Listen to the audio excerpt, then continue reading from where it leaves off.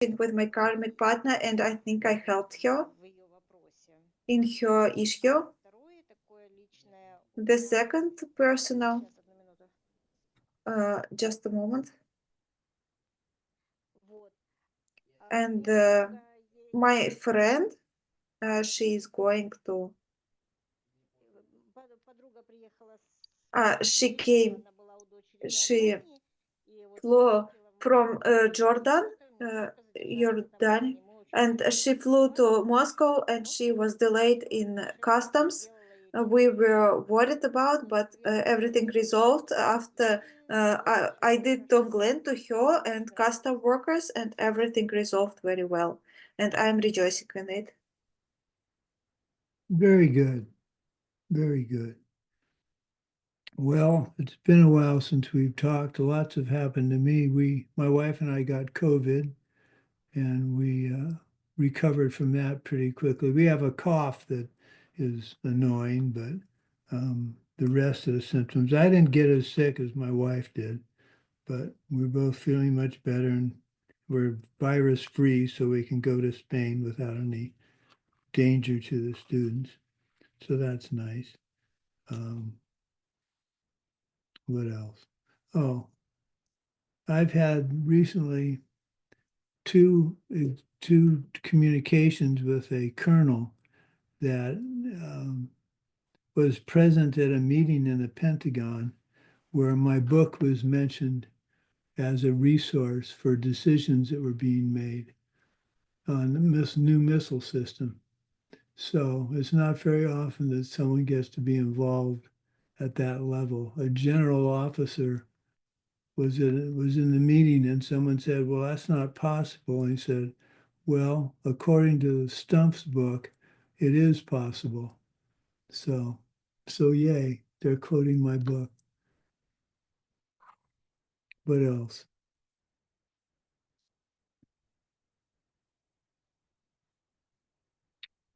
Oh, no. Well, we're going to Spain to teach and then to Guatemala. We're going to be gone for 48 days, which is the longest we've been gone from our house ever. But we have a good friend who's taking care of the house for us. So the only thing is at jeopardy is my wife's collection of plants. But so, okay. So we're on class 4 of the Lam Rim. And this class is directed toward, how can I put this? It's directed toward lighting a fire under us to be happy that we have access to the Lam Rim and how important it is, how special it is that we're getting to teach it. And I'm going to modify the way I teach it a little bit, I think. Over the next month, I'll come up with a different way of teaching it, which I think will be better for me and better for the students. But we'll discuss that in a month or so. Okay, here we go. So there was a set of homework questions that Geshe asked his students to do, and so I'm going to use the homework questions to discuss the this part of the course. So before that, though, he spent quite a bit of time telling us how exciting and how lucky we were to have this access to this teaching. And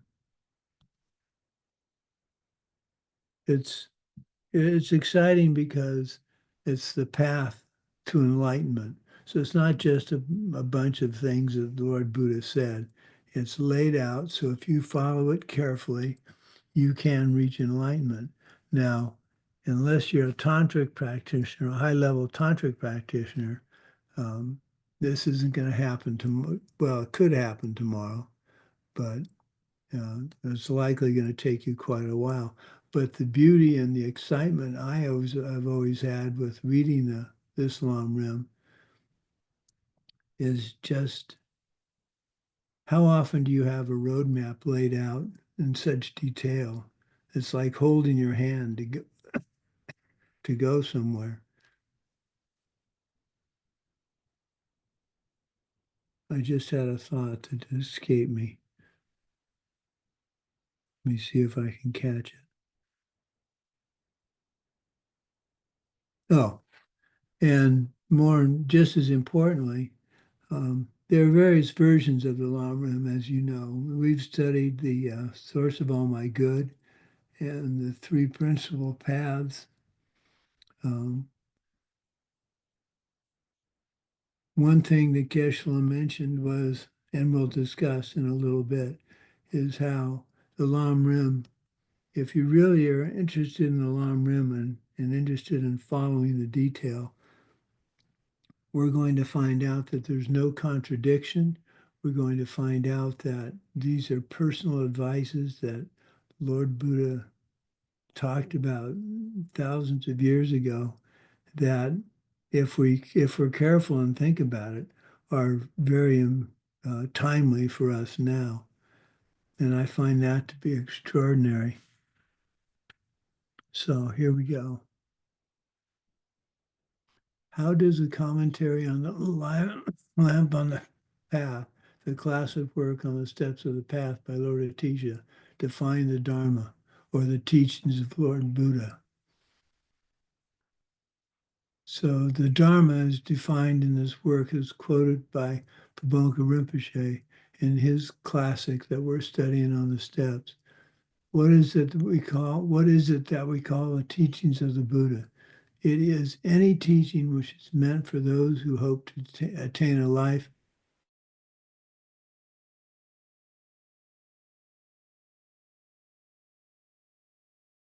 of deathlessness. The Dharma shows them correctly the things they must come to realize, the things they must come to abandon, what things they must bring about, and what things they must practice. So this really lays out exactly what we need to be studying. And it's important for me, it's important to have this roadmap because you can go in what we call in the West cherry pick um, the ones that are interesting. Does that make sense, the term cherry pick? Okay. It refers to there's a cherry tree and there are ripe cherries and there are not ripe cherries. So the cherry pick means you take the ripe cherries, the ones you want, and leave the ones you don't want, instead of taking everything off the tree, the good and the bad. So there are students that cherry pick the Dharma, and that's it's not so much wrong because any interest in the Dharma is important, but there's a progression. And the reason Geshe laid out the 18 courses was you work from the lower schools to the higher schools. And he's starting to call these courses, the 18 courses, the foundation courses. And I like that because foundation means we're starting from what most people would consider the lowest part of the teachings, i.e. the floor, and we're building the walls and the roof, and then we're furnishing it, and we're going to have a beautiful house that's the house of the Dharma. But people would say, well, the lower teachings aren't important. Well, if you don't have a good floor, your walls aren't going to stand up properly. And as many people found out with the recent hurricanes and flooding, shoddy construction can lead to dire consequences.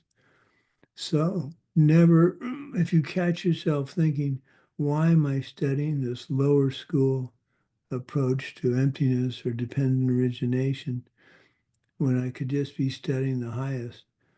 And that's because Lord Buddha realized that by teaching the simplest, not wrong, but not as complete as it could be, first, he would ease the students into understanding the harder.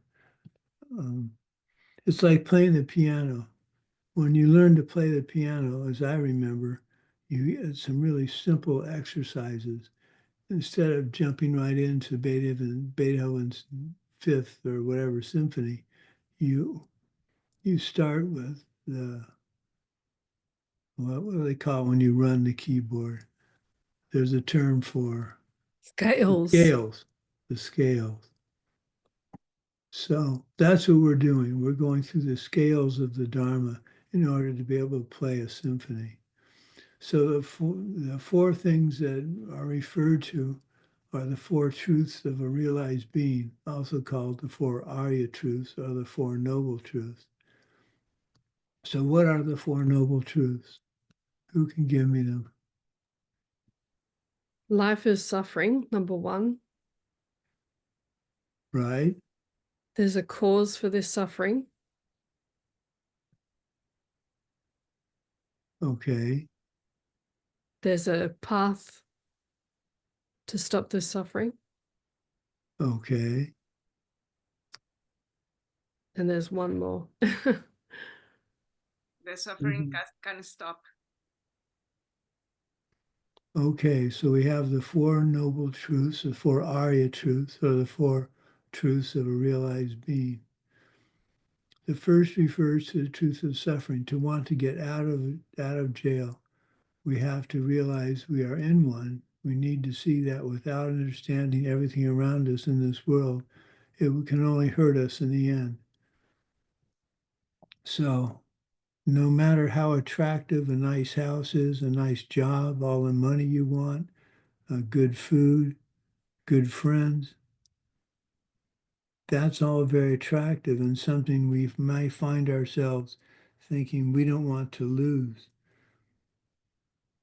And it's an interesting concept because Buddhism doesn't say you have to lose it. Buddhism, in my opinion, Buddhism says put it in perspective. So yes, you have nice things. Where did those nice things come from? Knowing that, you can perpetuate having nice things and eventually getting your Buddha paradise. But if you don't understand where those things came from, then you'll get frustrated. You'll do things that are going to work against the getting the things you want in the future. So this comes to the path of accumulation. People think the path of accumulation is accumulating merit. It isn't. Path of accumulation is accumulating disgust for this world and wanting to get out of it. Now you might say, well, I have nice things. Why am I disgusted about that? Well, what will happen is the nice things will run out unless you're very good at perpetuating them, and then you'll get upset. And even having nice things, someone has something nicer than you, and no matter what you think, you may end up being just a little bit jealous, and that'll make you do something that will grow into a big problem and prevent your enlightenment. So you want to get out. Now, does that mean you drop everything you're doing, abandon your family, your work, go to Diamond Mountain and expect Diamond Mountain to pay for your food and to house you? No. It means have that that goal of getting out of samsara, but do it carefully and slowly and safely for your relationships and especially your family. You don't want to, if you just say, I'm leaving everything, I'm leaving all my responsibilities, that's going to give Buddhism a bad name because people will go, well, Katya and Sheila just abandoned everything, and Jackie just abandoned everything, and Svetlana abandoned everything, and Lubov abandoned everything, and so that means the Dharma means you can just abandon all responsibilities. And that isn't what we mean. We mean put it in perspective and do it in an appropriate way so that you don't instill the karma of abandonment and have that come back to catch you. Now, the simplest example of this for me was Diamond Mountain. Geshe said, if you want to be at Diamond Mountain, don't just quit your job in New York or Guadalajara and come up and expect to be taken care of. Instead, save the money up, be able to, for the university courses, be able to come for the weekend courses or the full 10 weeks. And if you liked it and liked Diamond Mountain, then move to Tucson, get a job in Tucson, which is only 2 hours away. And if you still really like it and want to spend more time at Diamond Mountain, get a job in Wilcox, which is only half an hour away. And then if you really, really like it and you have the money, come to Diamond Mountain and take care of yourself while you're helping at Diamond Mountain. And that's the responsible way of doing it. That's a renunciation of the cushy job and an apartment in New York. You renounce that and you go to something lesser in Tucson, something maybe not as nice in Wilcox, and then you come to a tent or a yurt or one of the cabins at Diamond Mountain. So that's how to take the truth of suffering and convert it into something, I hate to say something positive, but convert it into something you can work on to get out of samsara. So what else does he refer to here? Okay, the truth. So again, the truth of suffering, want to get out of jail, get out of samsara. You have to realize you're in samsara and it's a suffering world. We need to see that without understanding everything around us in this world can only hurt us in the end. The second refers to the truth of the cause of suffering, which is the fact that we don't know how the world really works. We must give up or abandon this misunderstanding if we want to be happy. The third refers to the truth of the end of suffering, which is something we seek to bring about. And then finally, the fourth refers to the truth of the path to the end of suffering, which we must practice to stop our pain. So now let's see how those four apply to finding our true passion in life. First of all, we must recognize that if we are not doing that, what we really are meant to do, that we would most enjoy doing, then our life's purpose is not fulfilled. This is a recognition of the truth of suffering. Now, this is interesting because I have discovered that my calm, which is what this is called, when you're doing exactly what you want to do and enjoying it tremendously, it's called you found your calm. And I found my calm while I was at Diamond Mountain, was building the Diamond Mountain Retreat Center. But when we left Diamond Mountain, I found that my calm was writing these detailed military histories. Now, that's probably not the calm Geshe Michael is talking about in terms of the Dharma. But if you look at it solely in terms of doing what you love to do, that's, I like to teach the Dharma, don't get me wrong, but what keeps me up at night is finding the details of these historical, the historical research that I do. And the fact that this colonel relayed to me that my book has been used to help solve problems with the latest missile program means that I'm contributing something more than just having fun doing the research. I'm contributing to the success of a major program. So I guess I justify my calm as being, well, it's what I love to do. And I don't get me wrong, I love to teach. And now that I'm pretty well done with these articles, I'm going to focus my love for research on finding out the difficult answers for questions from my students and that I have. We must identify why we have not found our life's purpose and abandon this source of trouble. In the case of our life's passion, we need to get rid of our ignorance, the fact we don't understand why we haven't found our passion. And that is not realizing that we haven't been helping others to their passion, which is causing us not to find ours. So that's why whenever someone asks me a question, for the most part, I drop what I'm doing, and I try and find the answer for them, because that's how I'm going to have the karma to have somebody drop what they're doing and answer my questions. Now, more importantly, though, is if I say to someone, I need this answer right now, then I'm putting pressure on them when I could say, when you get a chance, could you find me the answer to this question? Now, it doesn't mean I'll get the answer as quickly as I want, but I'm setting the karma in motion for me to be asked in a similar way.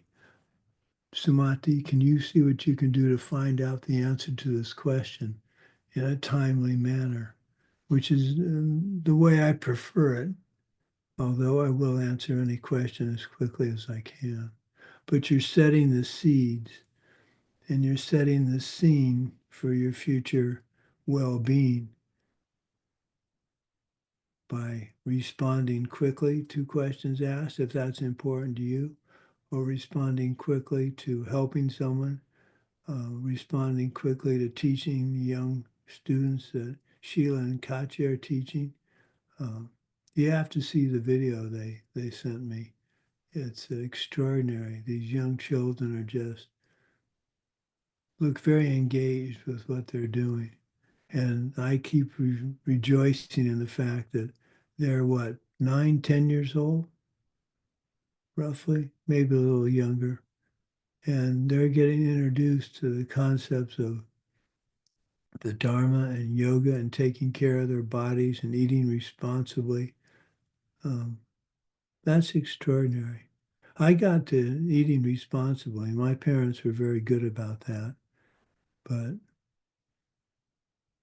the Dharma is another, being introduced to the Dharma at 9 years old in a joyful, simple way is just extraordinary. And think of the karma you both are setting in motion for yourself down the road to be introduced to and understand the Dharma in a very comprehensive way. That's really exciting. Okay. Let's see what's next. The truth of the end of suffering is, in this case, is a place that we reach where we finally found what we were meant to do in this life, the thing we have the most passion for. The truth of the path is where we realize we must practice the cause for finding our purpose, which is, of course, to help others find their purpose.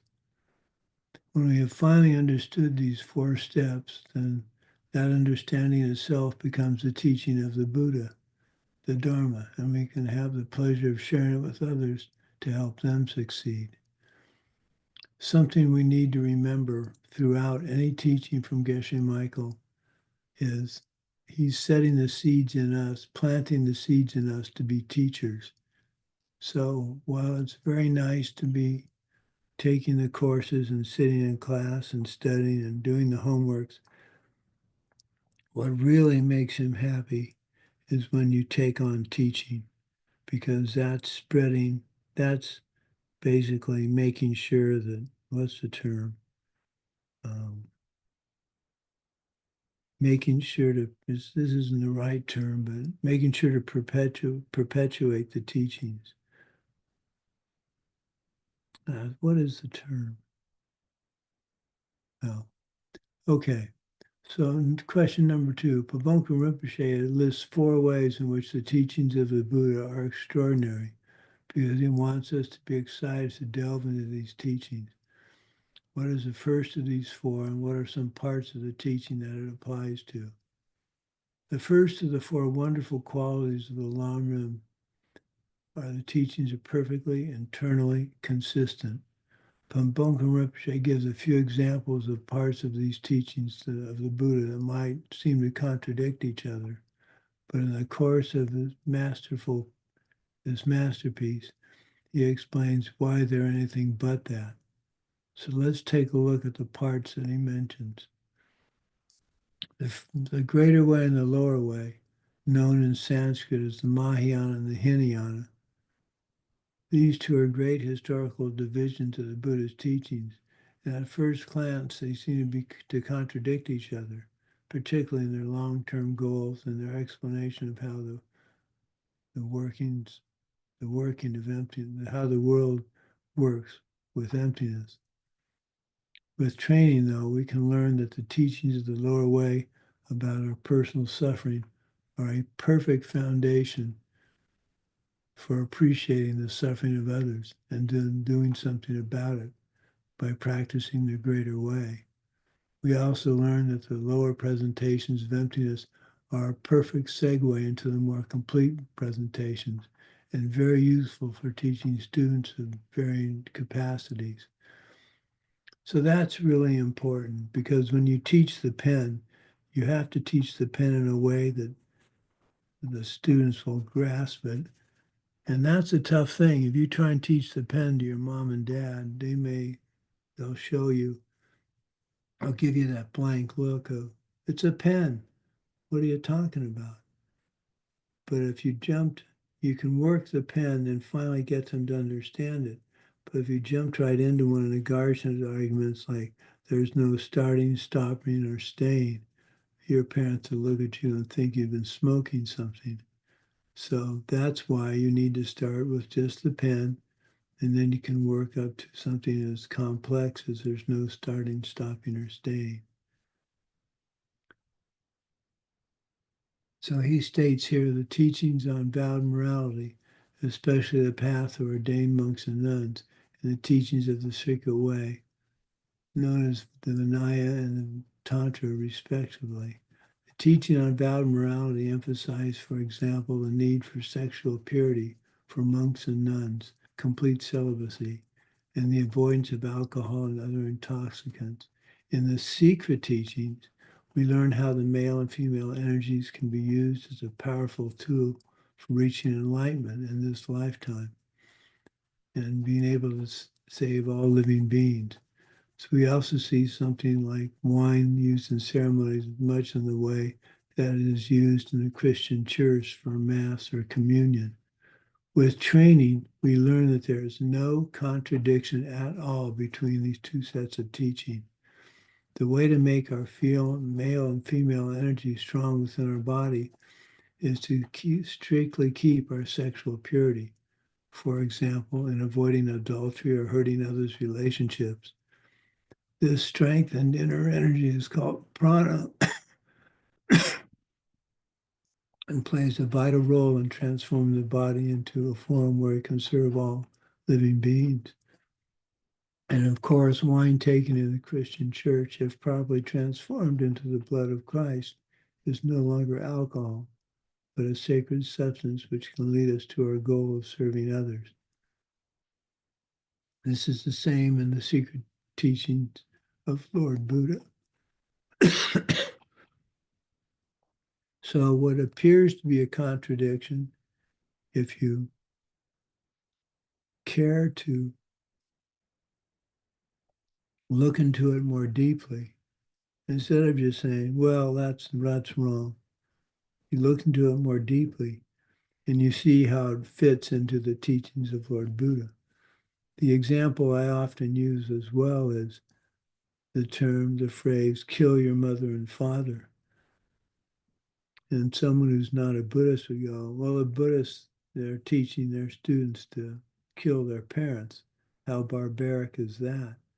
Well, if they took the time to understand what that really means, it's a figure of speech, it's figurative, it's not literal.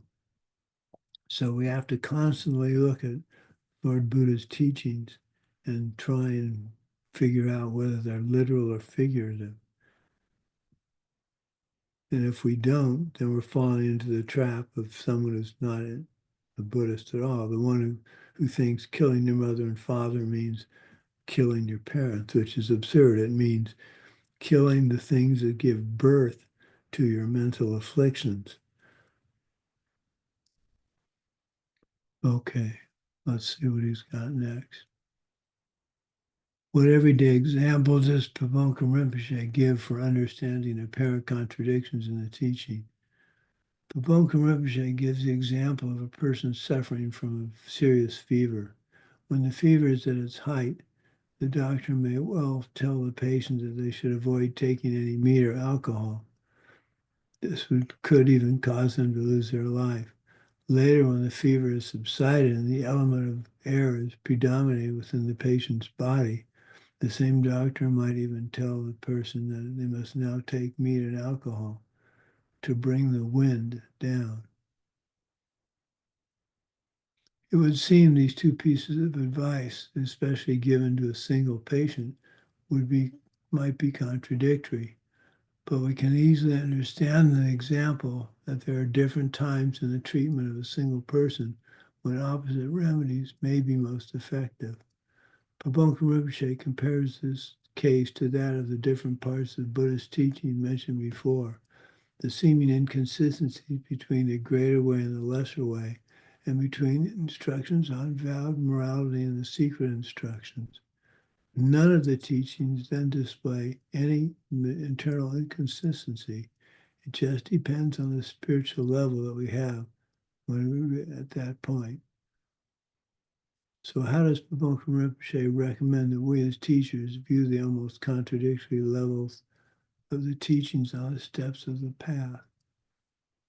Rinpoche points out that the primary task which bodhisattvas have taken on themselves is to serve the needs of every living being. To do so, these bodhisattvas are going to need a big toolkit. They're going to have to know and be able to teach all the steps of the path, whether they relate to persons of lesser, medium, or advanced capacity. If rather we view the lower stages as unnecessary and even inconsistent with the higher steps, then we will fail to take the time to learn them. And then we will find ourselves unable to share them with people who need to focus on the more foundational steps for a longer period of time. What's a good example for me? Practicing.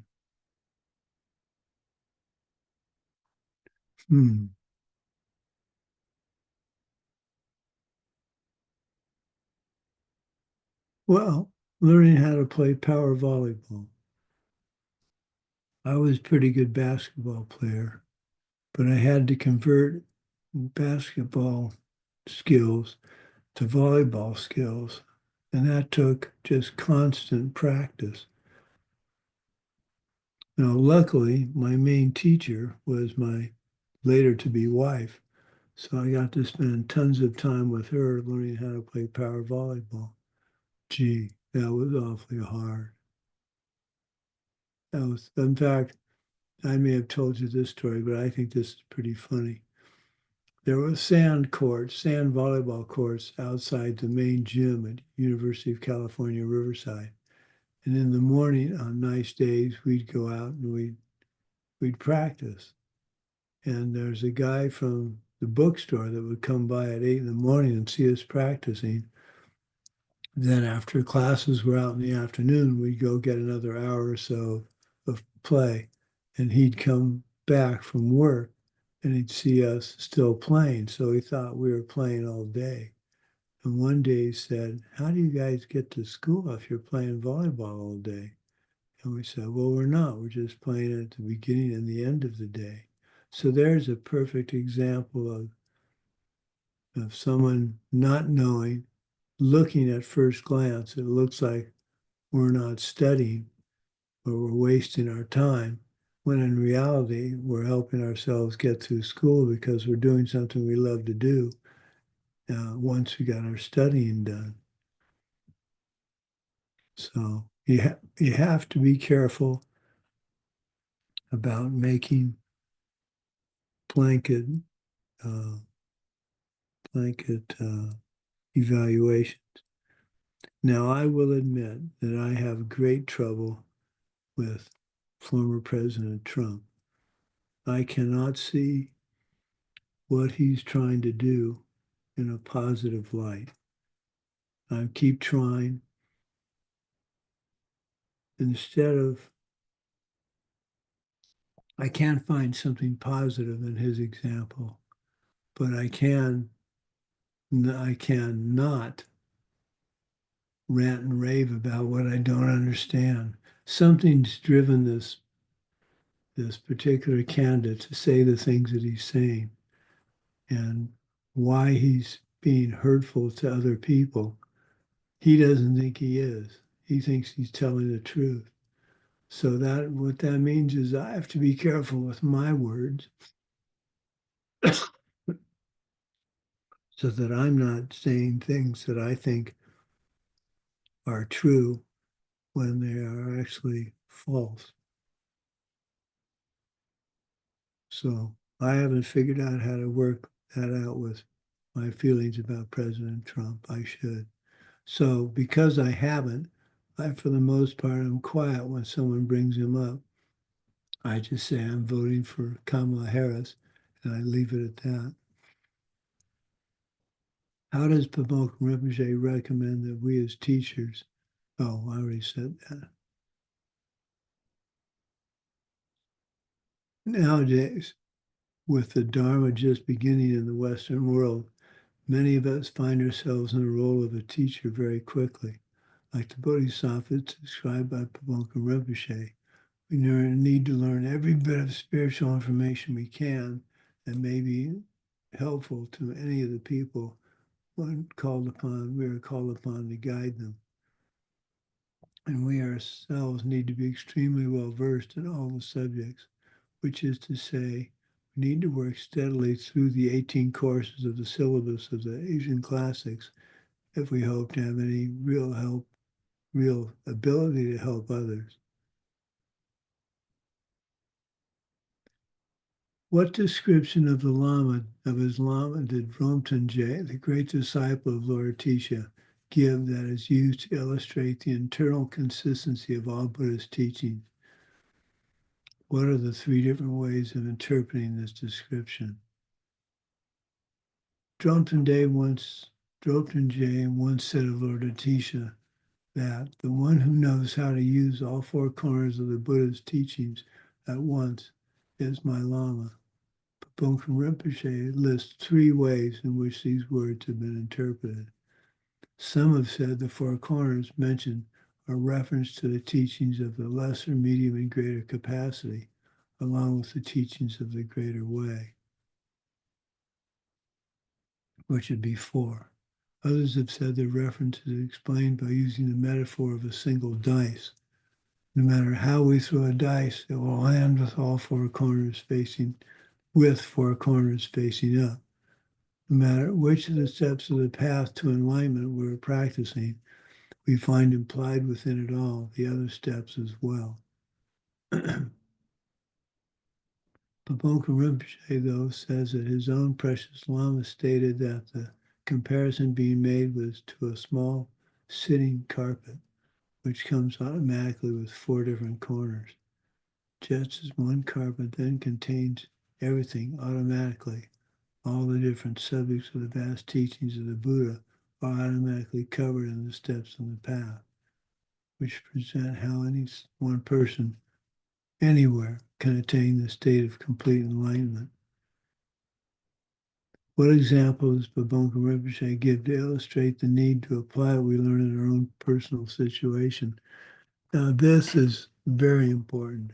I think this is something that students that are not as serious as they should be, they'll say something like, it's my karma, but I don't want to do that.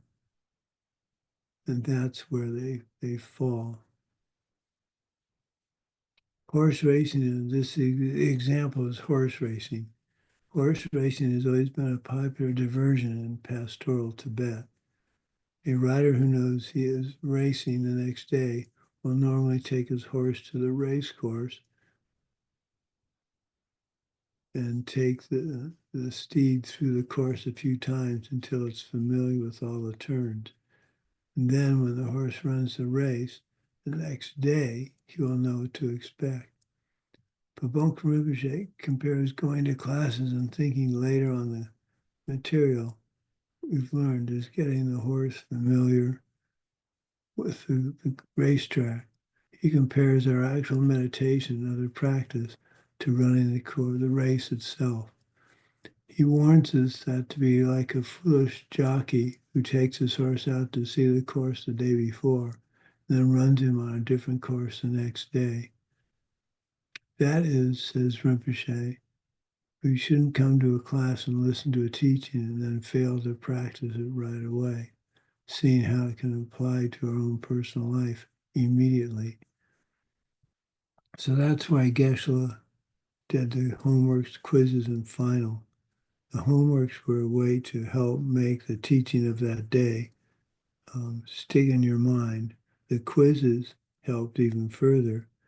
And then the final kind of coalesced all the important things into one test.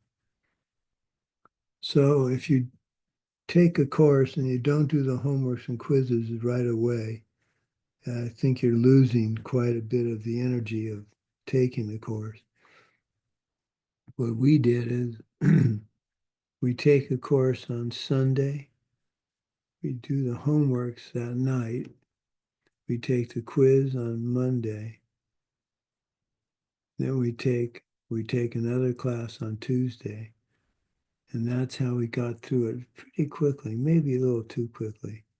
But we didn't put off doing the homeworks until months later. We did it right then and there. I was very lucky to have my lovely wife be interested in studying this at the same time. Okay.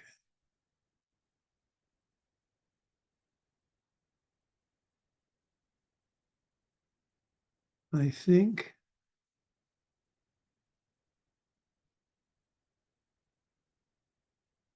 well, let's go through the second quality. The second wondrous quality of the Lam Rim teachings is reflected in the word Kadampa. How might we apply this idea to our search for a life with passion in it? Kadampa is a Tibetan word which is applied to the school of Tibetan Buddhism headed by the Dalai Lama. This school is also called the Gelugpa. Technically, the old Kadampas are the lineage that reached from Lord Atisha up to just before Dzongkapa. The new Kadampas began with Dzongkapa and stretch up to the present time. The word ha means word or command, and here refers to the word or teachings of Lord Buddha. Dampa means personal advice. As we've seen the text during an exchange between Dzongkapa and his student Kachu Rinchen Pel, the word Kadampa then means a person for whom every single word in the teachings strikes them as personal advice. Now the theme of course 3 of the series of the steps to enlightenment is finding our passion in life, or rekindling our passion for a career or relationship. To establish a Kadampa meditation on this goal, we listen to the steps of the path and apply each of them in finding our passion. For example, we listen to the steps on finding a teacher and consider whom we could turn to for advice and for finding passion. We listen to the steps on the death awareness and understand that we need a new method to maintain passion in our career and relationship over a long period of time. And then when the teaching on emptiness and seeds, which we could call dependent origination, we learn that to find our own passion in this life, we must plant seeds by helping somebody else do it. How is it that following Pabonka Rinpoche's thinking, we might see a typical day at work as an exercise in the 3 different steps of the path? At this point in his masterpiece, Pabonka Rinpoche mentions first how we might apply the teaching for the wish for enlightenment from the steps of the path of the greater capacity to our immediate life. In the case of our office, as we pass through this teaching in class, we might try to develop within ourselves a vision of our entire company as a mandala or enlightened realm, a place where each employee understands clearly how they can plant seeds to make the office a happy and successful place. He then mentions trying to applying to our immediate life the teachings on dependent origination from the steps for a medium capacity person. Once we learned that this cumbersome term dependent origination really means, we understand that it simply refers to the fact that everything and everybody around us is coming from seeds in our own mind, planted there by how we have been treated others in the past. With this understanding in hand, we can appreciate how the particular steps of the Lam Rim applies. For example, to a difficult person at our workplace. Someone close to us in the office is constantly criticizing us. So we take our understanding of seeds and work our way out of the problem with this person by being very careful to shut off all criticism that we see as being doled out to them. Then perhaps the person will stop. Rinpoche also mentions at this point how we might apply the steps of the Lam Rim on developing quietude or deep meditation in our daily life. The goal of meditation is, of course, the capacity to focus our attention in a single pointed way without distraction or dullness. In our example here, we would use our heightened attention to stay very observant of our own feelings about the person who's criticizing us. This would help us prevent ourselves from falling into anger or useless or sadness about the situation. We simply plant the seeds instead. We plant the seeds to fix it. So that's a good example of, for me, I have Parkinson's. I could either be angry about it, or I could say, I know where this is coming from, being less than helpful to others, making things inconvenient for others. So if I spend as much time as I can joyfully making things very convenient for others, then down the road, at some point, that will ripen for me as things being easier for me. Now, how does that work for me right now? Well, I began to have trouble typing, and a good friend of mine recommended this program called Dragon Speak. In fact, she was so happy to recommend it, she bought me a copy of it. I tried to have her not do that, but she spent the money and sent me the password to unlock it and download it. And I feel that's come from all the times I've helped others. That ripened to have someone help me just when I needed it the most. So I could either think that was purely coincidental, or the fact that Connie's a wonderful human being, which she is, or I could say, I planted the seeds for Connie to want to help me with this dragon speak. So if I want further help down the road, I need to be sure to help others all the time and dedicate it.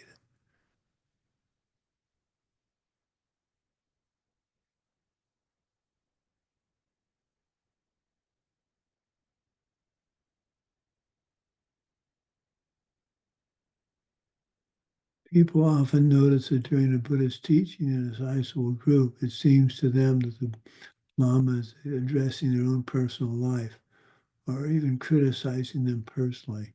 How can we view this phenomenon when it happens to us? Rather than being disturbed, the Lamas in a large teaching seems to be singling us out for attention or even criticism. We should rather be happy that we're having a genuine, spontaneous experience of Kadampa, that the Lama's words are striking us as targeted personal advice. Let us remember the idea of the three.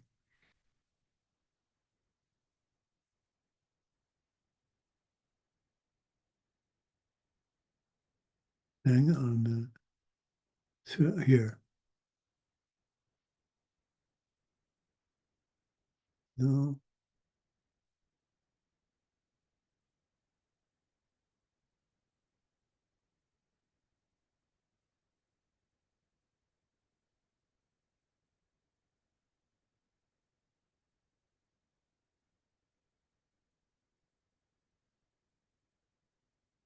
I'm just trying to find where I want to be.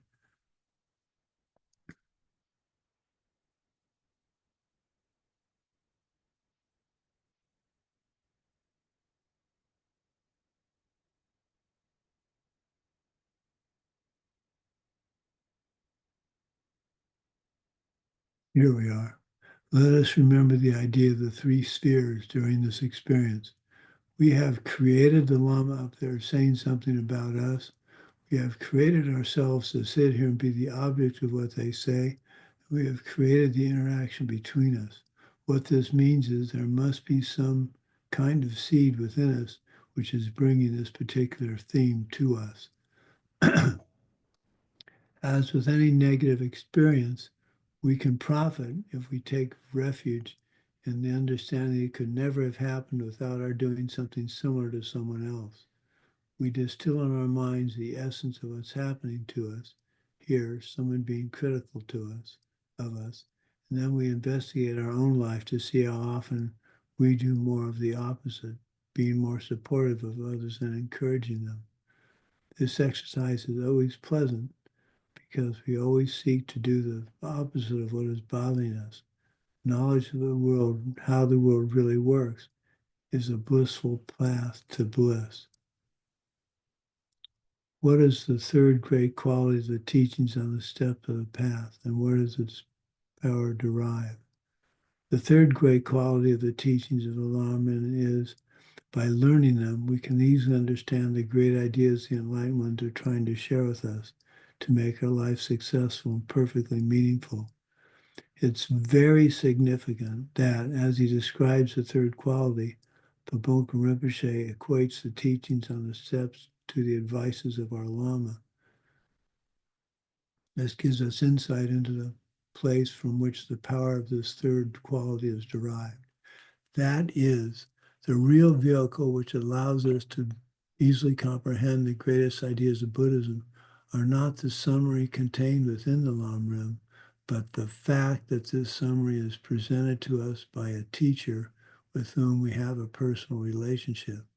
The connection to a living lineage is that it really allows us to delve into the minds of the Buddhas, since a true Lama is the embodiment of every enlightened being in the entire universe.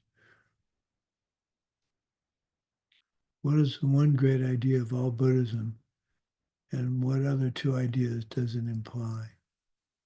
As we learn the third of the great qualities of the Lam, we come to appreciate how these teachings help us grasp the greatest ideas of more than 2,000 years of Buddhism itself.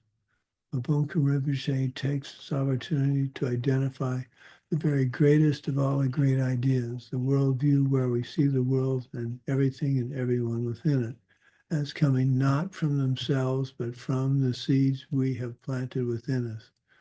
With this view, we have the power to achieve any great good that we wish if we just plant the right seeds.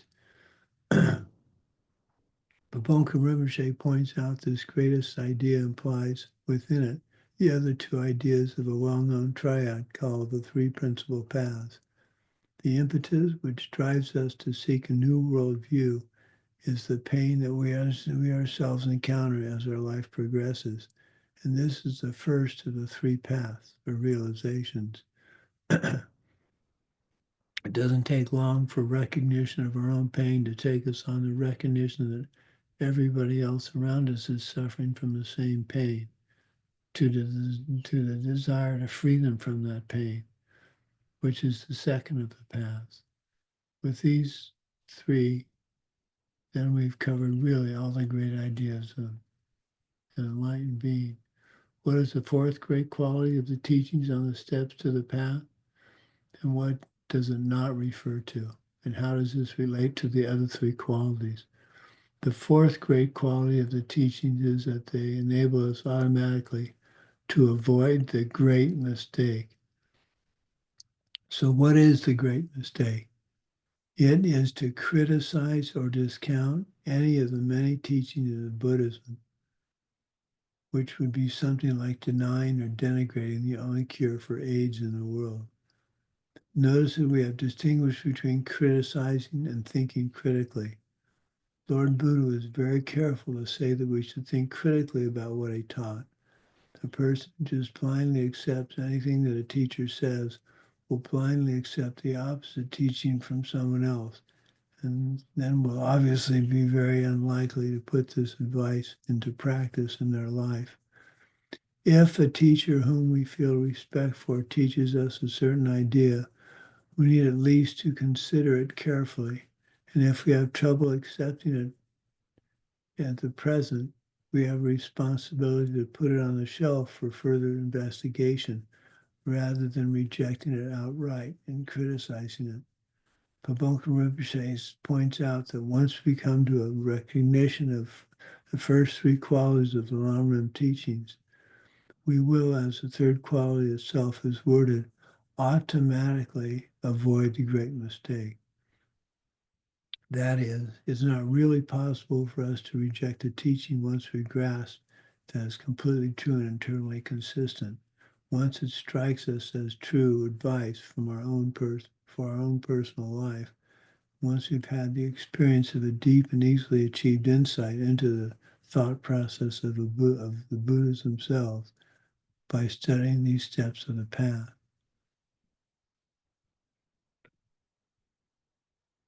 Let's end there.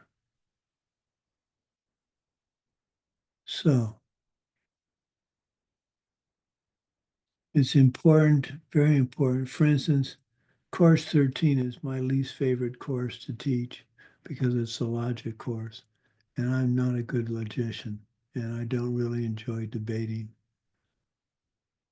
But instead of saying, well, we'll get to it and I'll teach it if I care to, I'm going to study up and I'm going to try and improve on my teaching of it so that I can impart the joy of debate to you guys. Well, those of you that are taking the course from me.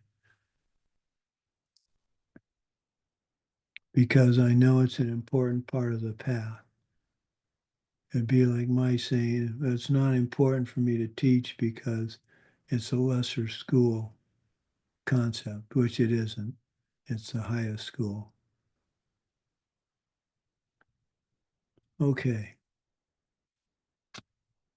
Well, let's see. The next time I'm going to see all of you, I've got a schedule from, let's see.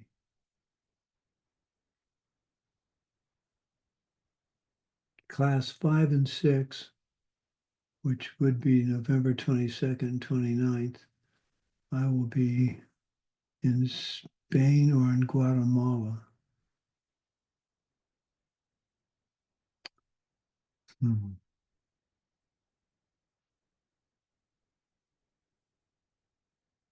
I will keep Natalia informed on that, whether or not I'll be teaching those two classes or postpone them till I get back. So I'll let you know. I'll see what it looks like in terms of internet capability. Okay, so let's dedicate the class. May the source of benefit and goodness, the Dharma, spread and expand. May the beings upholding the Dharma have excellent health. May the source of happiness and well-being for all embodied beings, the Dharma Tapa of the Buddhas, always increase. May the precious Bodhi mind not yet born arise and grow.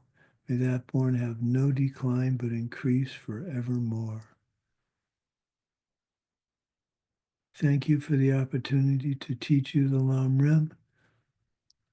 I look forward to continuing this as soon as possible and hopefully get you all enthused and ready to figure out what your calm, Buddhist calm is. It's kind of interesting.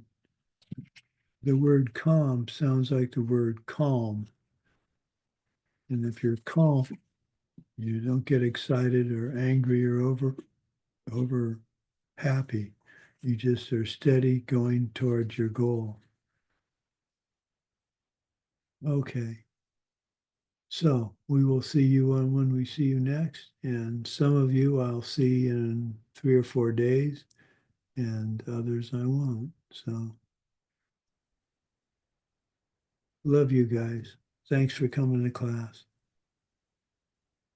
Thank you, dear teacher. Enjoy the beautiful retreat. I'm planning on it. Okay. Bye-bye. Thank you for being with us. Please stay. Well, I intend to.